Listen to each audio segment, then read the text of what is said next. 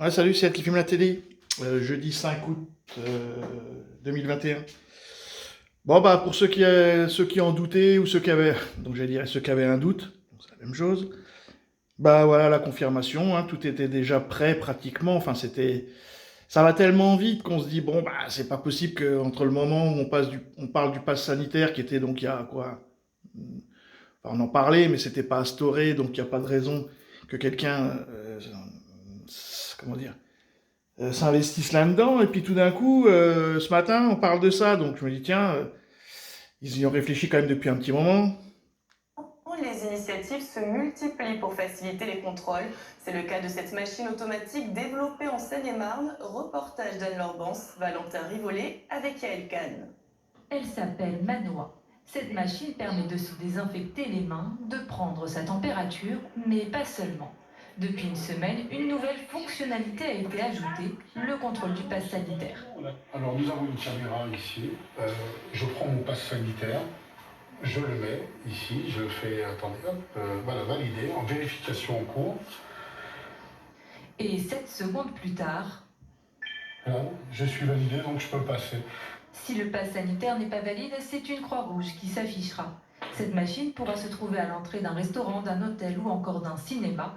L'objectif pour le fondateur, faire gagner du temps et de l'argent aux différents acteurs qui devront vérifier ce pass.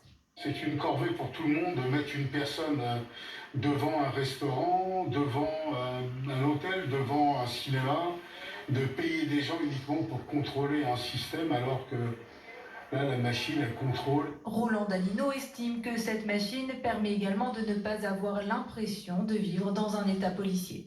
Au lieu d'avoir une personne qui va vous stigmatiser, c'est-à-dire que vous avez par exemple votre passe n'est pas bon, lui dire non monsieur, vous partez, ça peut faire un conflit, là c'est une machine qui vous parle. Vous voyez que vous n'êtes pas valide, là vous faites demi-tour et vous partez. En termes de confidentialité, aucune donnée n'est stockée, aucun nom n'apparaît. La machine est principalement en location, 150 € par mois. À l'achat, le prix est estimé à 3 000 €. Vous avez peut-être Donc bah 7 secondes entre deux clients. Donc bon, bah ça, enfin, s'ils maintiennent le pass sanitaire, ça, ils vont en installer partout, hein. Donc il y a un mec qui va se faire des couilles en or avec cette histoire. Par contre, j'ai une petite anecdote en ce qui concerne ce genre de machine. Moi, j'ai un passeport aussi biométrique. Et donc, à Roissy, ils ont installé ce même genre de truc, hein. C'est dans la cabine, on rentre là, bon, ça se ferme derrière. Devant, c'est fermé, donc on peut plus bouger, on est dans la cabine et on attend.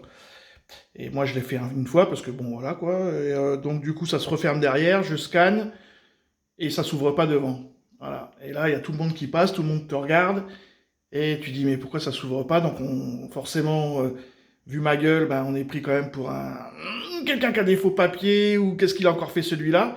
Et vous attendez qu'un agent de la douane vienne vous ouvrir la porte, vous mettre dans un petit coin et vous dit maintenant vous asseyez et puis on va contrôler votre identité. Alors que j'avais strictement rien fait.